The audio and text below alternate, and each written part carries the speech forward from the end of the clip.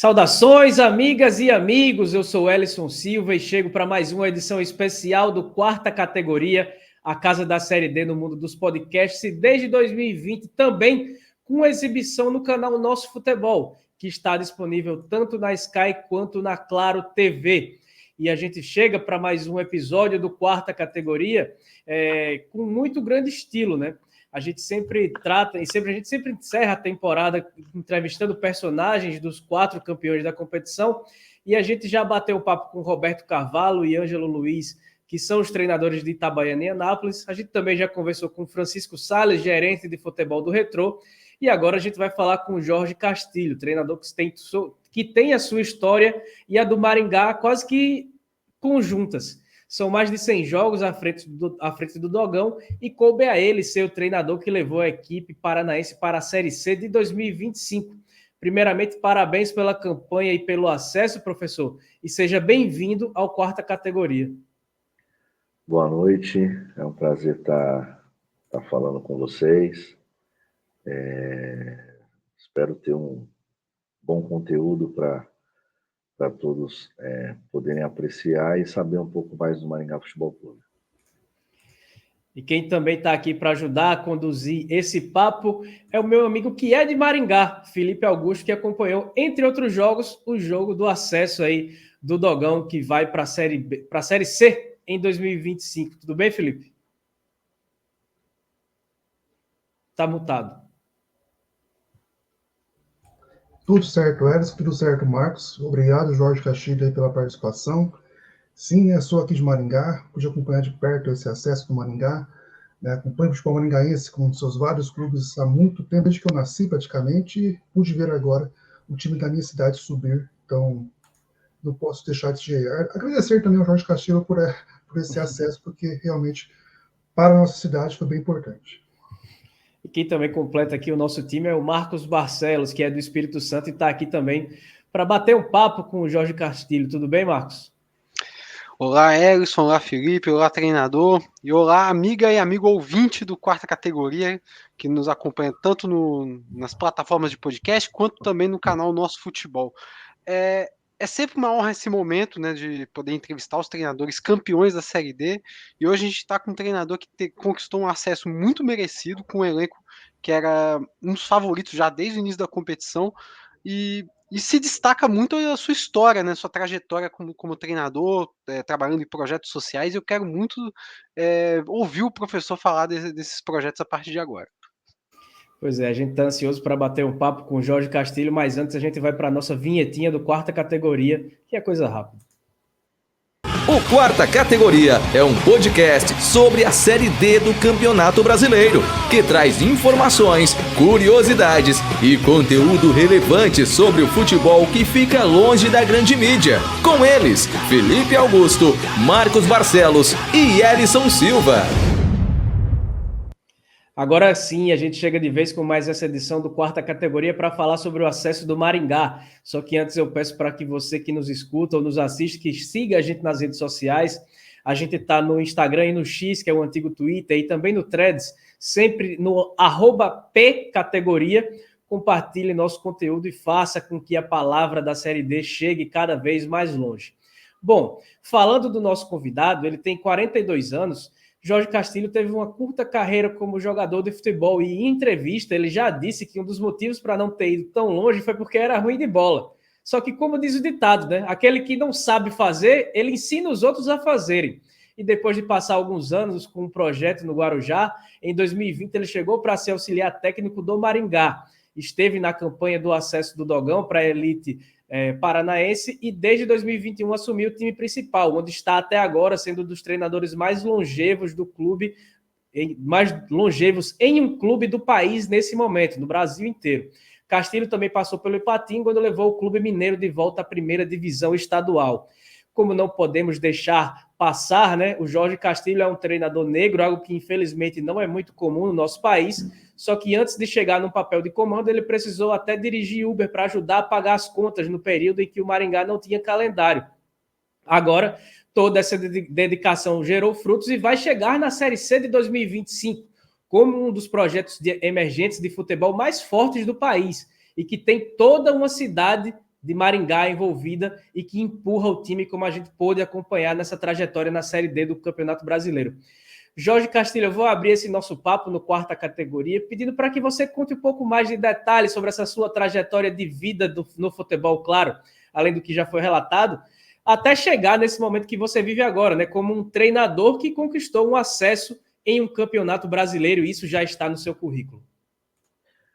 Legal, é uma carreira como treinador curta, como jogador curta também. Espero que a carreira como treinador ela possa ser, já está sendo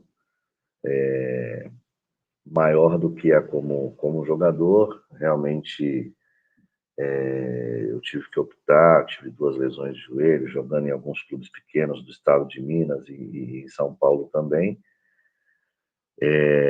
Não conseguindo atingir o nível que nós esperávamos, aí abri mão de ser jogador e busquei ser treinador com alguns projetos lá no Guarujá, tirando a molecada da rua, no primeiro momento fazendo projeto social com mais de 150 alunos de 8 a 20 anos, sem patrocínio, sem prefeitura, sem ajuda de nada.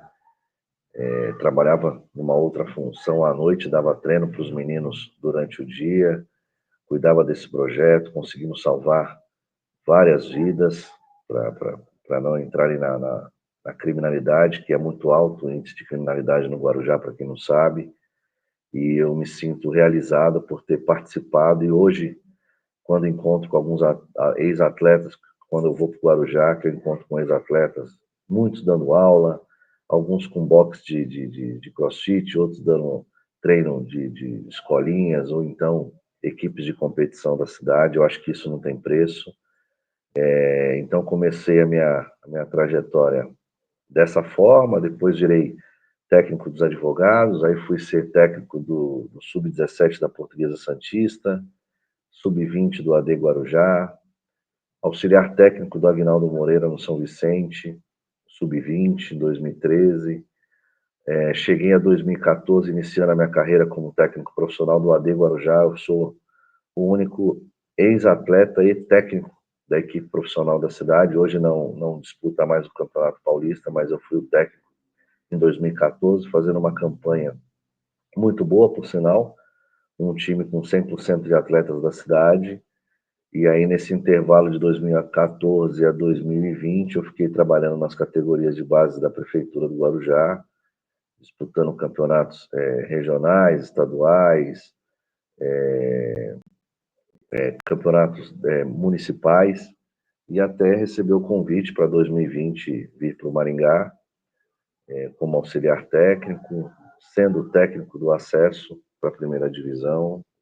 Depois que o Beto Portela saiu, eu assumi a equipe.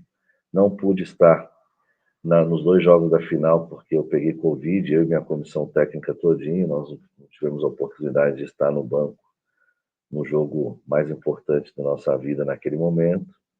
21 volto como auxiliar, depois assumo a equipe na 4ª rodada e estou aqui até hoje. 2020, nós não tínhamos calendário. Eu trabalhei o primeiro semestre no Maringá Futebol Clube, no segundo semestre eu fui trabalhar com aplicativo, até porque eu já tinha apalavrado de retornar em 2021 para o Maringá, então não podia me comprometer nem com outro clube ou nem com outro emprego. Então trabalhar no aplicativo foi uma opção, onde eu precisava levantar uma grana para o autossustento da família, mas foi um período muito rápido, um período que me fez amadurecer muito como ser humano, como pai, como pessoa.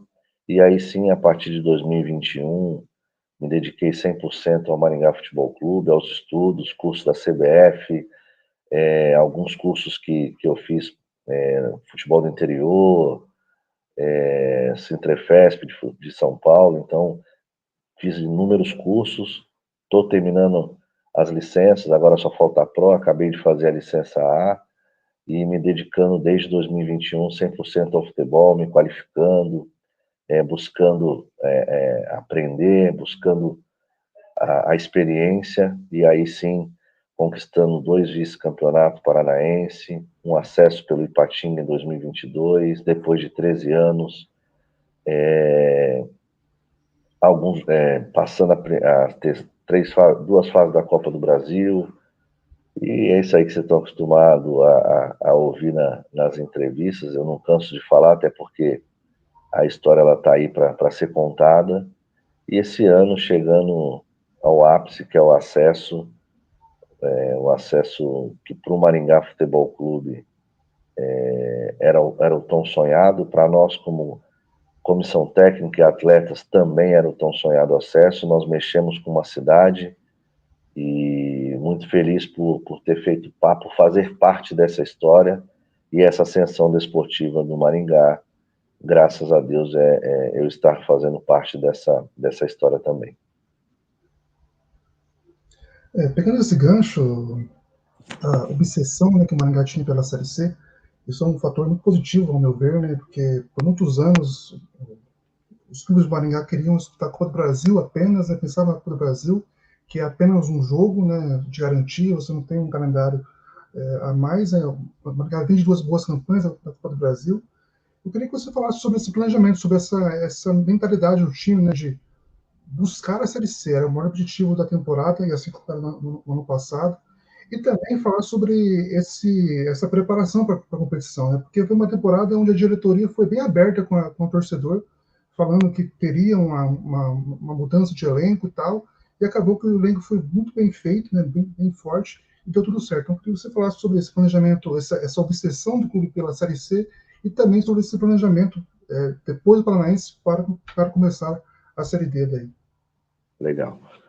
Para mim, principalmente, foi difícil, como treinador, você, mais uma vez, perder alguns atletas que a diretoria foram atitudes acertadas da diretoria de liberar os atletas para clubes de Série A e Série B do futebol nacional. Nós tínhamos a obrigação de reformular o elenco para uma competição nacional após aquela derrota para o Amazonas que nos deu um baque muito grande, porque nós estávamos melhor no jogo, tínhamos grande chance de passar para a terceira fase da Copa do Brasil, e nós ficamos no meio do caminho. Então ali nós tivemos um baque e logo em seguida já ter que preparar a equipe para o brasileiro da Série D, que era uma pressão muito grande, principalmente em uma pressão interna também, para se montar uma grande equipe e chegar ao acesso, já que nós tínhamos caído no primeiro mata-mata no ano passado, e foi dolorido pra caramba. Foi um dos momentos piores da minha carreira como treinador, aquela derrota para o Camboriú.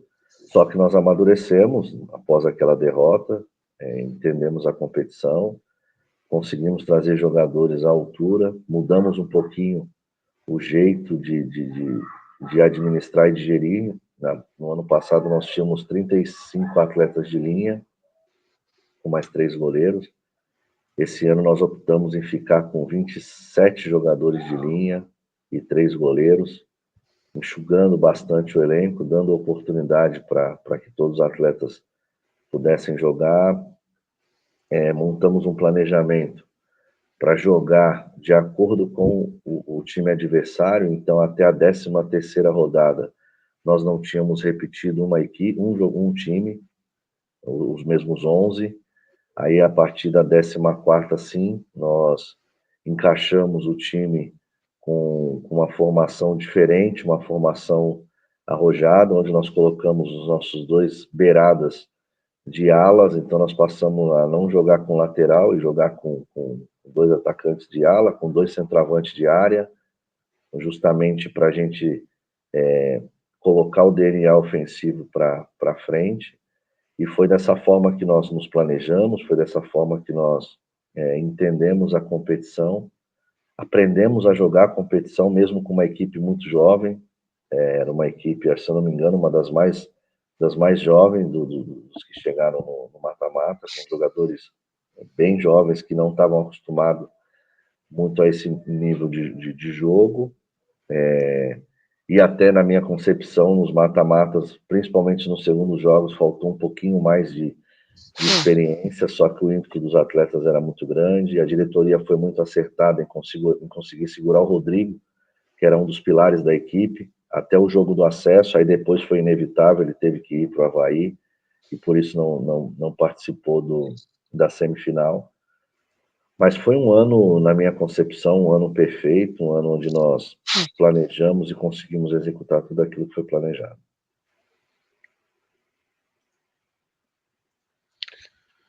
Treinador, eu queria que você falasse, antes mesmo de a gente prosseguir sobre essa campanha deste ano, eu queria relembrar alguns episódios que aconteceram no ano passado, né, que foi um episódio importante nessa sua trajetória no Maringá, que foi a vitória sobre o Flamengo na Copa do Brasil 2023, né, ganhando por 2-0 na partida de ida. Na partida de volta, infelizmente, teve aquele revés acho que um pouco exagerado, né? Se a gente for olhar o nível que o Maringá apresenta no futebol de Série D, né? A gente sabe que aquele placar de 8-2 não reflete o que é o Maringá de fato, né? E também a campanha da Série D na temporada passada. Eu queria saber como que esses dois episódios refletiram no projeto do Maringá, e tanto positivamente pela vitória contra o Flamengo na partida de ida, quanto negativamente também, não só pela eliminação na partida de volta, mas também numa campanha talvez com eliminação precoce diante do Camboriú. E como esses dois resultados refletiram no planejamento do clube, tanto na temporada passada quanto para este ano? Na verdade, contra o Flamengo foi um feito, onde a vitória em casa nos colocou num patamar diferente, porque ganhar do Flamengo da forma como nós ganhamos, jogando futebol, envolvendo o time do Flamengo, um pouco susto da forma como foi, abriu o leque para outros clubes e para o futebol brasileiro observar e conhecer mais de perto o Maringá Futebol Clube. É um time que é um clube que já estava em ascensão, pelo que vinha fazendo no estadual, só que aquela vitória mexeu muito com o futebol brasileiro, da forma como foi, nos trouxe muitos benefícios, trouxe uma visibilidade para o clube, trouxe uma condição legal financeira para o clube também, que passou para a segunda fase, né? E as coisas internamente foram muito bem absorvidas por todos. É óbvio que nos deixa um pouco afoito, né, depois de uma vitória, e depois tem o baque, a gente ganha o jogo e nós temos 7 jogadores que foram negociados por conta da janela do futebol brasileiro, que para mim sempre e na maioria das vezes vai prejudicar o clube pequeno, foi o que aconteceu conosco. A derrota do Maracanã, ela não apaga a nossa trajetória no ano de 2023 na Copa do Brasil, até porque nós colocamos 7 jogadores que estavam chegando no clube na semana do jogo. Houve um erro da minha parte, eu assumo esse erro, de repente, de querer jogar da mesma forma que eu joguei em casa, jogar no Maracanã. Aí eu acho que foi um erro, uma estratégia errada da minha parte, até porque eu só usei aquela estratégia porque os atletas estavam entregando durante a semana, e os 2 atletas que entraram contra o Flamengo, o Luiz Thiago e o Eric Varão, foram muito bem contra o Flamengo no jogo de ida. E então a semana me fez optar por jogar da mesma forma. Acho que se nós não tivéssemos descido no intervalo com 3-1 ou 4-1, se não me falha a memória, se fosse 3-1, nós estávamos, foi 4-1 que nós descemos, nós estávamos no jogo e já vinha na minha mente de fechar a casa e seja o que Deus quiser, mas não deu tempo. Quem não acompanhou o jogo ou quem viu pela televisão não tem a mesma dimensão do gramado. O que o Flamengo correu, o que o Flamengo jogou foi uma coisa absurda, parecia final de Libertadores. dificultou, até porque a qualidade técnica do Flamengo era absurda, mas nos serviu de lição, me abriu os olhos para quando você joga contra grande, você às vezes tem que abrir mão das suas convicções e fazer um jogo mais reativo. Serviu de muito aprendizado. E só que na Série D nós entramos na primeira fase, no primeiro turno da série D, ainda com aquele impacto de ter ganho do Flamengo, de ter passado numa segunda fase de Copa do Brasil. As coisas, acho que pelo elenco também muito inchado, alguns jogadores rodados tendo que ficar no banco, porque são jogadores que não estavam acostumados com Série D e não conseguiram render o que nós esperávamos. E aí nós tivemos que trocar a roda do carro com o carro em movimento, mudando drasticamente a maneira de jogar na segunda fase, onde nós tivemos a primeira melhor campanha do retorno na Série D. Nós fizemos, se não me falha a memória, 17 pontos, se não me falha a memória, ou 14 ou 17 pontos na segunda fase, não perdemos.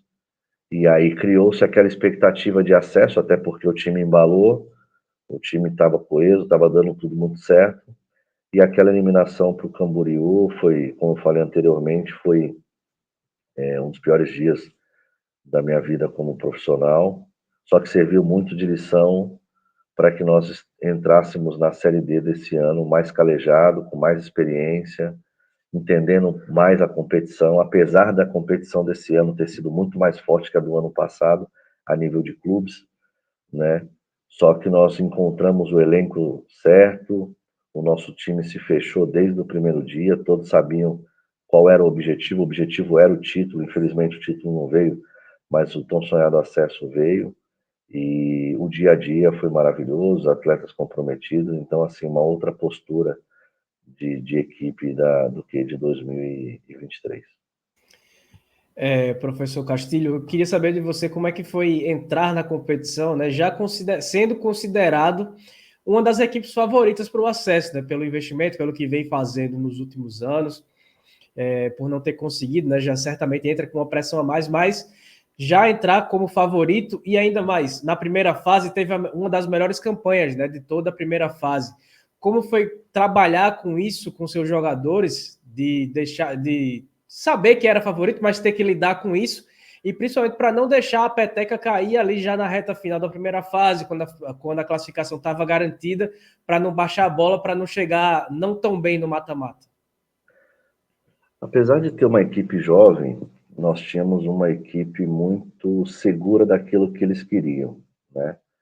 E o dia a dia nosso era um dia a dia assim de muita conversa, de muito papo direto com os atletas. Uma vitória não podia nos colocar como favorito, a gente tinha que deixar o favoritismo para o torcedor, para a imprensa. E quando nós notávamos que algum jogador ou alguma situação estava fugindo do nosso controle, nós já estávamos ali no pé dos jogadores, cobrança todos os dias, independente de estar ganhando ou perdendo, ou bem classificado ou não, a cobrança era muito grande em cima dos atletas. Só que era um grupo muito bom de trabalhar, um grupo muito inteligente. Eles sabiam muito bem o que nós queríamos, eles sabiam muito bem o que nós tínhamos que fazer para chegar a esse acesso, e as coisas foram caminhando do jeito que nós planejávamos, mas em momento algum nós deixamos subir para a cabeça essa questão de favoritismo, até porque o nosso investimento, tinha clubes com investimento muito maior que o nosso e não chegaram. Então nós tínhamos um investimento, mas não era dos maiores investimentos da Série B. E aí nós optamos em fazer logísticas muito boas, porque as viagens eram difíceis, né? Fazer logísticas boas, viajar antes, para que a gente pudesse estar sempre 100% para os jogos, e foi uma coisa que deu muito certo.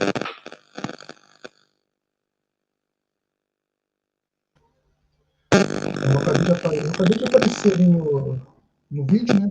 Eu estava fotografando esse jogo que está passando agora. Ele está fotografando e não me mandou uma foto.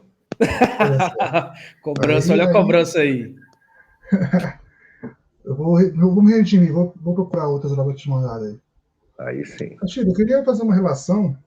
Eu acho que um jogo marcante, 2 jogos marcantes que o Maringá teve na primeira fase, foi contra a própria Inter de Limeira, né?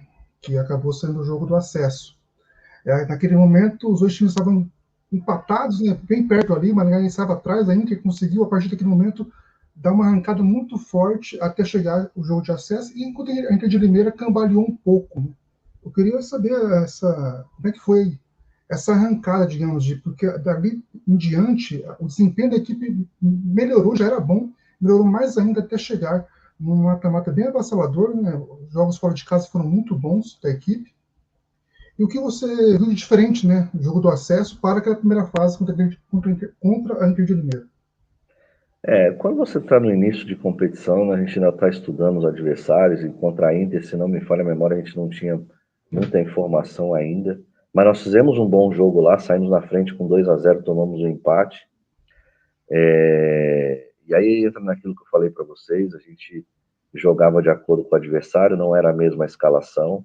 Quando nós vamos jogar contra a Inter, os 2 jogos, ou melhor, contra o Novo Hamburgo, nós já estávamos com a equipe que nós achamos certa, os 11, que foi a que mais encaixou e a que deu certo.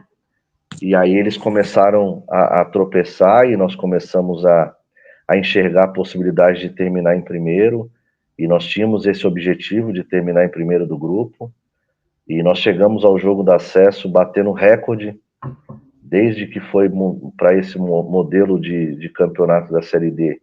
Nenhuma equipe classificou com a pontuação que nós classificamos, então nós batemos o recorde da competição também. E as coisas foram encaixando, e aí para os 2 jogos contra a Inter de Limeira, nós já sabíamos, se nós pudéssemos escolher, nós não gostaríamos de enfrentar a Inter, até porque nós já tínhamos jogado a primeira fase de 2 jogos, eles também não queriam, conversei com alguns jogadores, eles também não queriam jogar contra nós, porque eles sabiam da dificuldade que eles iam encontrar, e nós fomos muito felizes no jogo da ida, ganhando bem lá de 1-0, com o gol do Robertinho. Aqui em Maringá já foi um jogo mais dramático, com a cara do Maringá Futebol Clube, onde nós fizemos 1-0 e tomamos o empate, e a Inter muito melhor no jogo. Demerson fez 2 ou 3 milagres, se eu não me engano, no segundo tempo, mas é onde eu falei para vocês que eu acho que ali faltou um pouquinho de experiência, porque tínhamos uma equipe muito jovem. Nós fizemos o gol e continuamos com o mesmo ritmo, imprimindo aquilo que a gente pede sempre, aquilo que a gente treina, né? Mas foi um jogo muito dramático, a Inter cresceu dentro do jogo, mas nós conseguimos controlar, nós conseguimos sofrer, e chegando ao acesso, que foi maravilhoso. Só para emendar uma pergunta antes, Marcos, você também, assim, de fora, eu pelo menos senti, né, que, assim, os jogos fora de casa, o Maringá no mata-mata, foram muito bons, né, placares muito seguros, digamos, e em casa o time, em alguns momentos, vacilava um pouco, né. Você também sentiu isso também em alguns momentos? Como é que foi a sua percepção sobre os jogos dentro de casa aí no mata-mata? Sim, até porque, foi o que eu falei, além da idade que eu acho que fez um pouquinho de diferença, mas é porque também nós tivemos placares absurdos, né? Nós fizemos um placar contra o Novo Hamburgo muito elástico no primeiro jogo. O relaxamento, ele é normal, ele é natural. Mesmo a gente fazendo semana boa de treinamento, batendo na tecla com os atletas que a gente não podia relaxar. E nós tivemos dificuldade, até porque também o adversário, quando vem para o tudo ou nada, e a gente já tinha praticamente liquidado a fatura. Contra a Portuguesa do Rio, a mesma coisa, só que nós tomamos um gol logo de cara, e se não tem a expulsão, o jogo ficaria bem complicado aquele dia, e me deu uma agonia porque eu estava suspenso, né, contra a Portuguesa, eu assistindo da cabine, me deu um desespero, mas essa oscilação aconteceu, na minha concepção, nos 3 jogos em casa, mas nós conseguimos manter, né? O importante foi ter feito os resultados fora de casa, que e era uma coisa que a gente falava para eles nas preleções, que nós tínhamos que resolver o quanto antes, liquidar o quanto antes a fatura, mesmo sabendo que tinha um jogo de volta. No entanto, que nós nos expusemos várias vezes nos jogos fora de casa, buscando o resultado sempre, para trazer uma tranquilidade para dentro de casa. Veio a tranquilidade, só que a tranquilidade,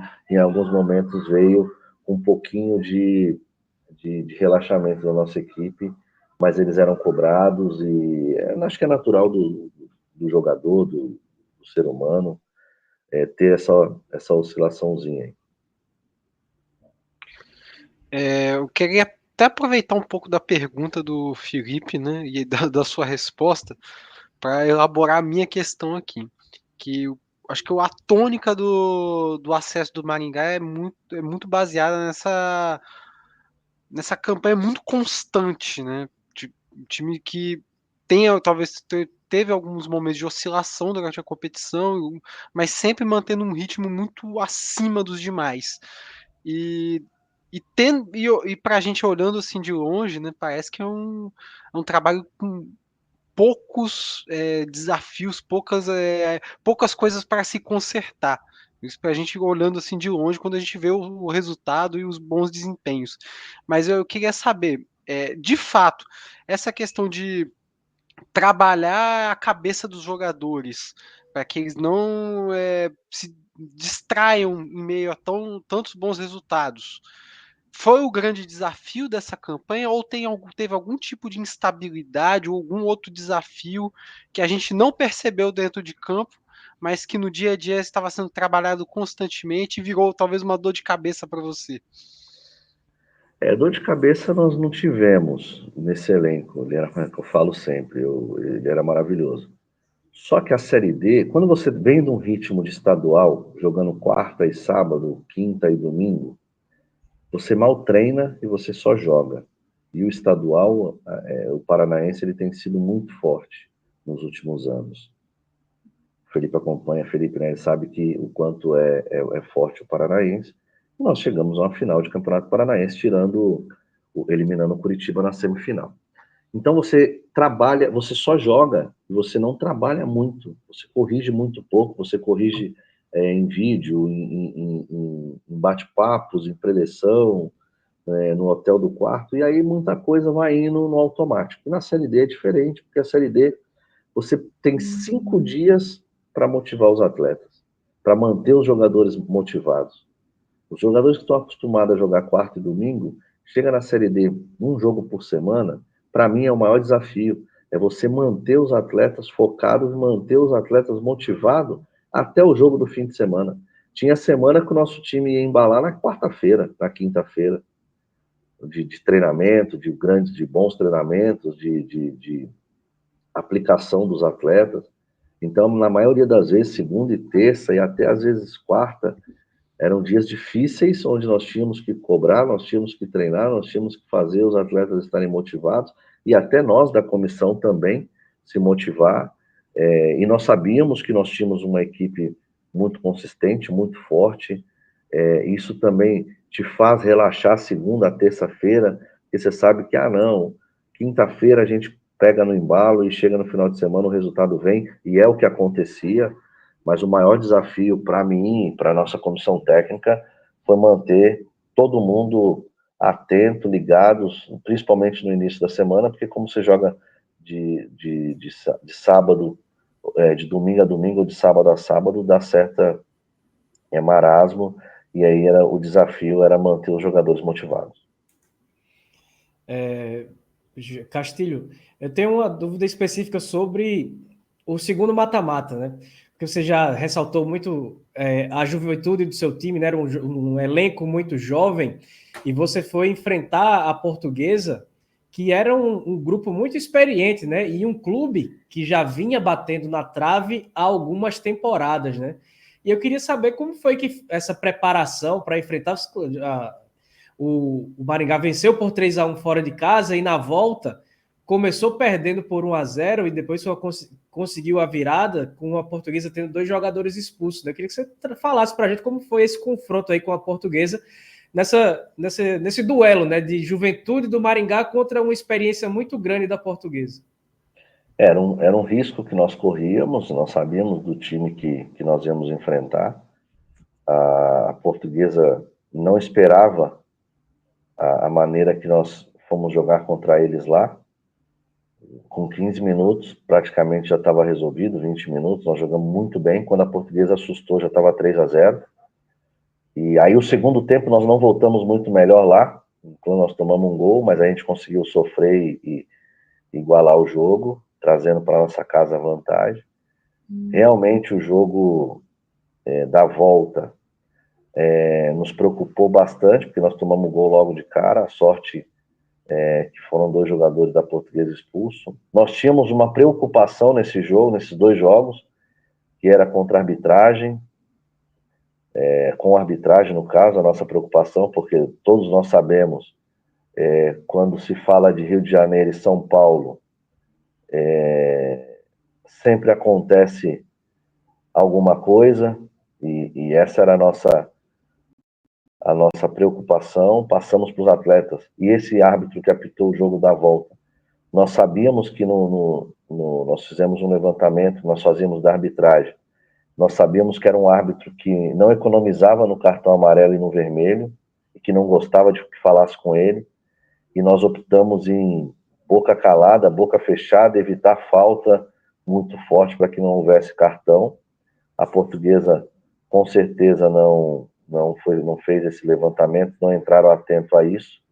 No entanto, que ele dá 2 cartões vermelhos para a Portuguesa no mesmo lance, um por falta e outro por reclamação. E era a nossa preocupação, tanto no jogo contra a Portuguesa, quanto no jogo contra a Inter de Limeira, na questão de federações. A Portuguesa vinha batendo na trave 3 anos seguidos, Portuguesa carioca, então existia essa nossa preocupação com esses jogos, com o time experiente que era da Portuguesa, um time muito bom, por sinal, e tínhamos essas 2 preocupações, que era com a equipe da Portuguesa sendo experiente, sabendo jogar esse tipo de competição, esse tipo de mata-mata, e a preocupação com a arbitragem. A preocupação, a percepção que eu tive, que faltou um pouquinho mais de experiência para nós nos mata-matas, foi após os 3 jogos, que aí a gente pegou para fazer um balanço. Eu cheguei a essa conclusão, porque naquele momento, no calor das emoções, a gente acaba passando desapercebido. Mas eu acho que foi isso que aconteceu. Eu não sei se consegui responder sua pergunta. Conseguiu, sim. Castilho, a gente vai ver, né, um vídeo especial, né, do vídeo do acesso. Mas antes de passar o vídeo, eu queria que você ficasse com uma pergunta, né, para responder depois o vídeo. O Maringá é um time jovem, né, de 14 anos, e acabou que surpreendeu um pouco quem acompanha futebol fora dos holofotes, digamos, né, a torcida, né, que abraçou a equipe, que encheu o estádio, teve média de público parecida ou até maior que o América de Natal, com um time de tradição.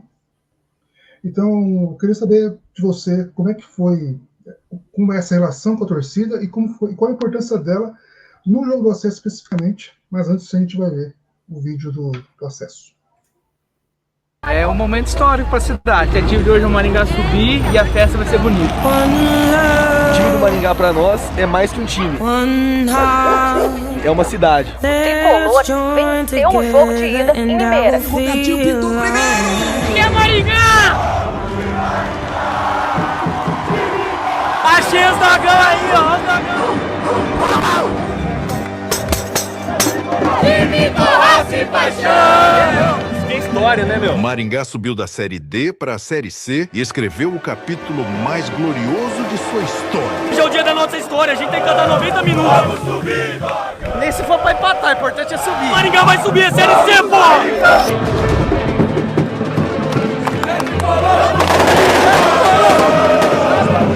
E o ônibus do Maringá.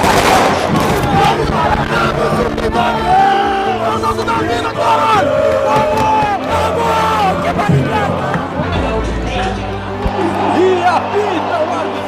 Vem descendo o Iago, pode ser uma boa. O Iago tocou em profundidade. Rodrigo saiu do gol. Rodrigo!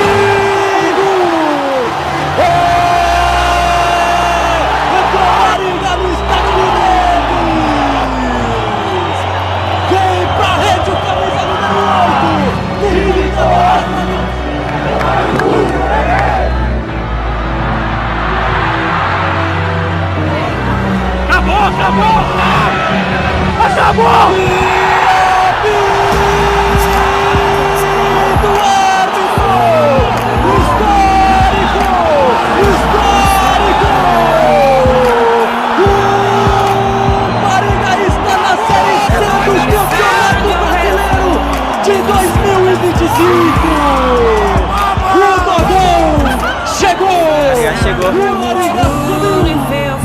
Vamos ser campeão aí.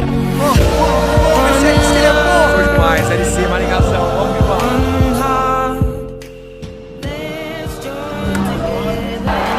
O Maringá tá de parabéns pelo projeto que tem, cara. É um projeto grandioso. Subimos!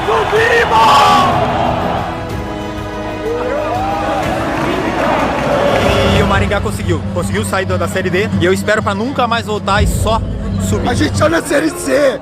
A gente jogou com amor esse campeonato, porra!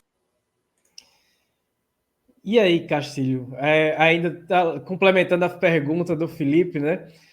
Ainda arrepia quando vê essas imagens do acesso, essas imagens tão impressionantes dessa união, né, da cidade com o clube, que não é tão velho, não tem tanto tempo de fundação, como bem trouxe o Felipe? Olha, são imagens difíceis de assistir, passo o filme na cabeça, fico emocionado toda vez que vejo, porque eu sei o quanto difícil foi chegar a esse acesso. O bastidor do futebol, ele não é para todos, né? Mas quem vive o futebol sabe o quanto é difícil, o quanto é trabalhoso, o quanto custa esse acesso, né? Eu costumo dizer que o torcedor, a imprensa, eles participam só da parte final, que é o jogo. E nós participamos o dia a dia até chegar ao jogo. E essa semana do acesso foi uma semana difícil, que foi uma semana muito longa. Ela não chegava nunca, mas chegou com acesso, que é o que mais importava naquele momento. E sobre a pergunta, o torcedor maringaense é um torcedor que... Hoje eu estava até vendo uma entrevista no Globo Esporte, eu acho que hoje, no Globo Esporte Paraná, falava-se do Curitiba, que o torcedor estava criticando o lateral direito, não vou me recordar o nome do Curitiba, e depois o moleque deu uma volta por cima, e hoje ninguém mais critica, todo mundo ama o jogador, fala que é o melhor jogador que já passou na posição. E o torcedor maringaense, ele é dessa forma, cara. Ele cobra demais, eles nos cobram porque nós estamos demorando a divulgar os nomes que nós estamos contratando para 25, sabendo que nós estamos de férias. Eles cobram que nós ganhamos só de 1-0 e poderia ter feito 3, 4, nós criamos e não fizemos. Mas é um torcedor apaixonado, é um torcedor que canta o jogo todo, que incentiva o jogo todo, que cobra mais até do que deveria por tudo que nós temos feito desde 2020 aqui, mas é um torcedor apaixonado. Eles fizeram a diferença, sim, para o jogo do acesso. Nós olhávamos no olho dos jogadores, no vestiário, dentro do ônibus, como a torcida conseguiu nos contagiar. Nós entramos para o vestiário já pensando como se que o jogo já tivesse começado. Foi um dos melhores vestiários nossos, uma das melhores preleções nossa de vestiário. E quem faz essa diferença é o nosso jogador, é o nosso torcedor. Eu costumo dizer nas coletivas que é o nosso 12º jogador, de fato. Eles são o nosso 12º jogador, que nos apoia bastante.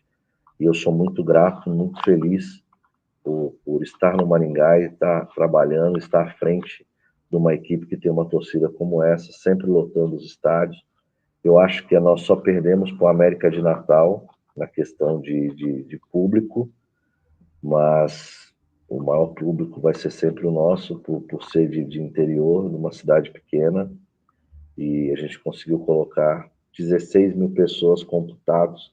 Eu estava no estádio, Felipe também, acredito que tinha mais, não acredito que tinha só 16 mil torcedores. Da mesma forma, contra o Flamengo, não tinha só 15 mil torcedores, com certeza tinha mais. Mas é um torcedor apaixonado e um torcedor que nos motiva muito a entrar dentro de campo e fazer o nosso melhor. Professor, eu queria que você falasse um pouco sobre o zagueiro Max Miller pro Maringá, porque Ele veio em 2023, né, já sob a sua gestão à frente do time, né, na comissão técnica, e ele é um atleta que foi descoberto aqui no Espírito Santo, né, passando pelo Desportiva Ferroviária, passou pelo Serra, passou pelo Nova Venécia, jogando Série D, inclusive, Porto Vitória. E aí eu queria saber como é que foi a descoberta dele, né? E como foi o trabalho dele para se manter no clube, porque ele primeiro foi para um empréstimo, né, pelo Nova Venécia, e de repente ele se firmou no Maringá. Como é que foi esse trabalho junto com ele? Eu imaginei que você ia fazer uma pergunta sobre o Max, que é teu conterrâneo, mas é um jogador que eu faço questão de responder, porque é um jogador que nós descobrimos no Nova Venécia jogando a Série D. Os números dele é impressionante. Eu acompanhei alguns jogos por vídeo, né? Mas alguns jogos inteiros. É um jogador que eu me identifiquei muito, porque ele tem muito biotipo que eu tinha quando jogava, e eu também era zagueiro, então eu me vi muito nele. Em 2023, ele não teve um grande momento, ele teve muita oscilação, no entanto que ele jogou pouco.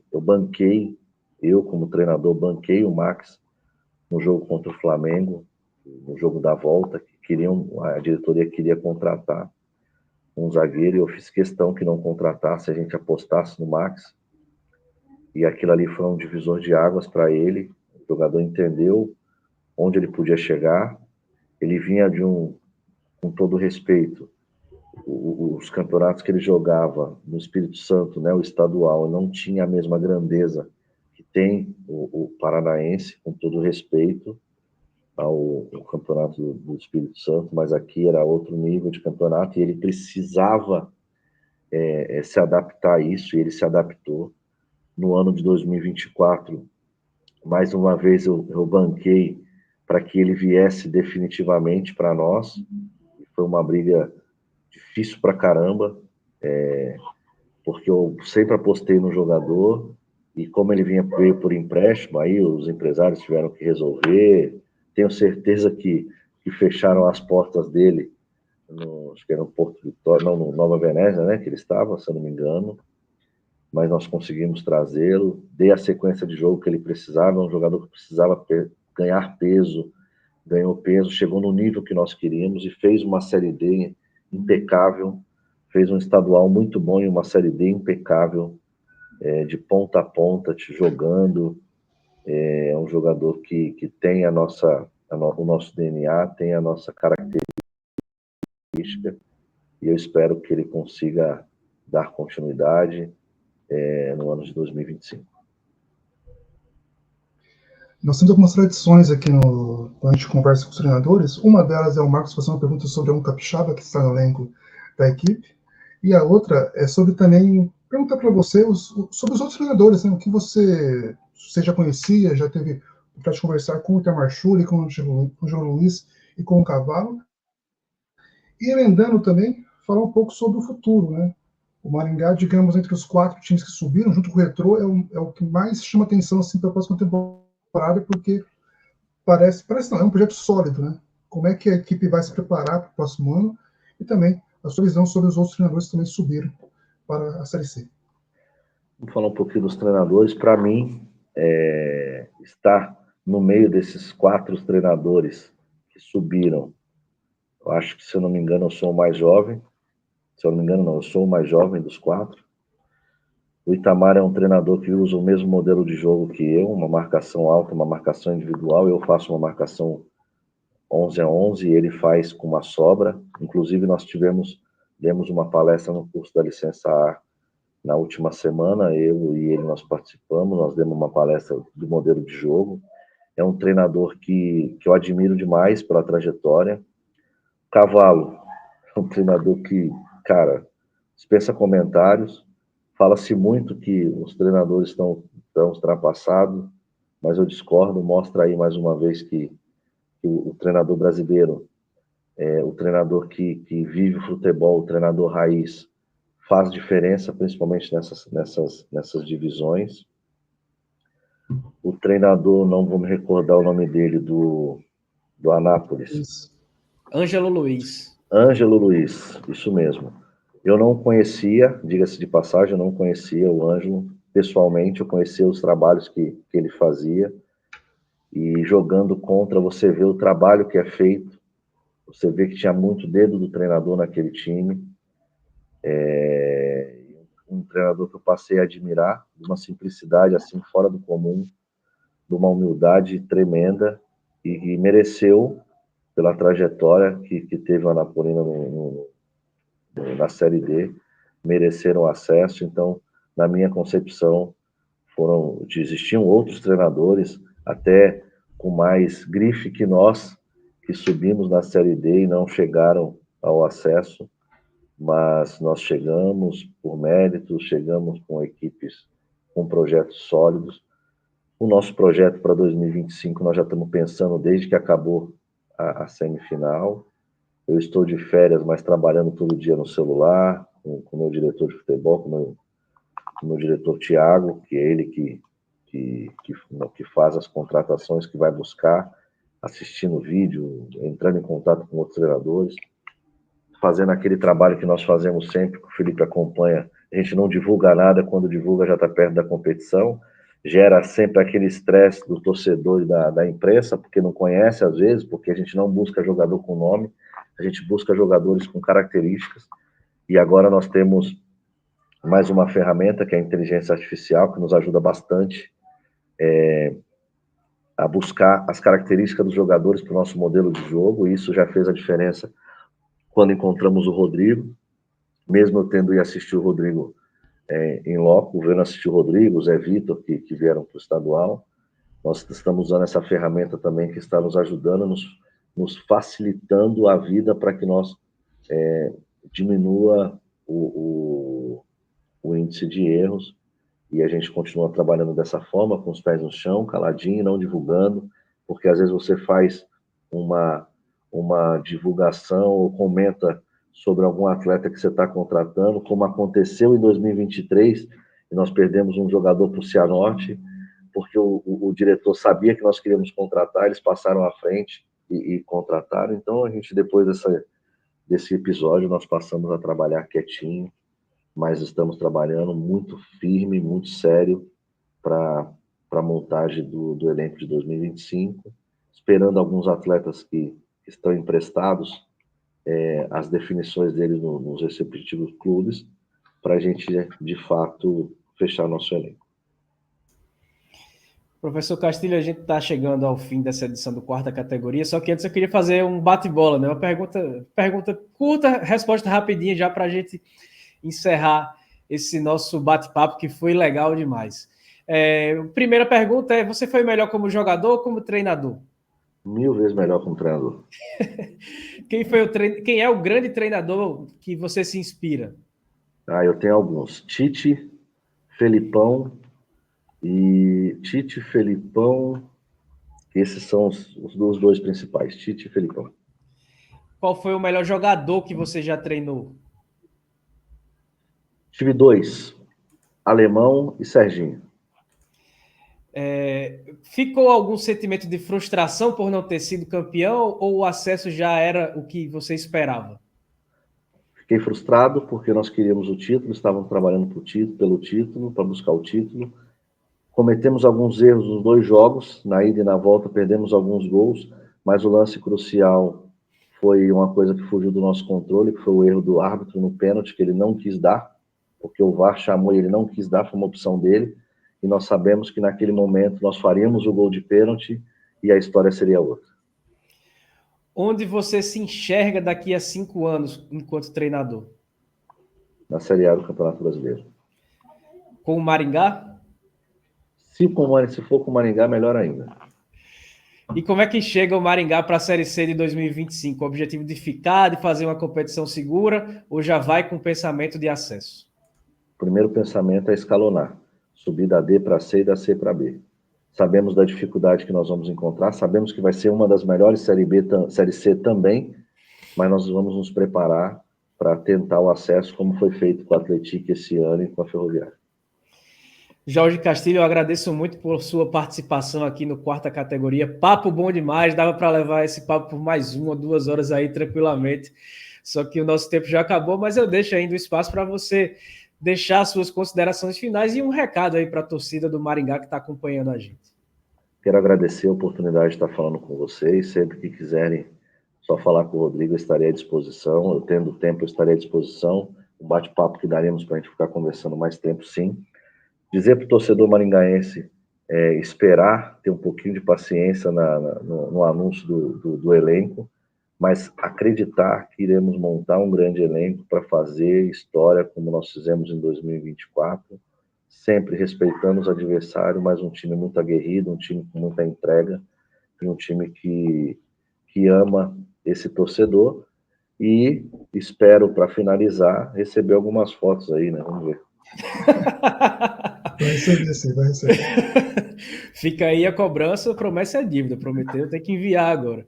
Bom, muito obrigado mais uma vez ao Jorge Castilho, ao Felipe, ao Marcos, que estão sempre por aqui comigo, e a gente encerra essa edição com a quarta categoria, com as imagens do vestiário do jogo do acesso do Maringá contra a Inter de Limeira, lá no Willie Davis.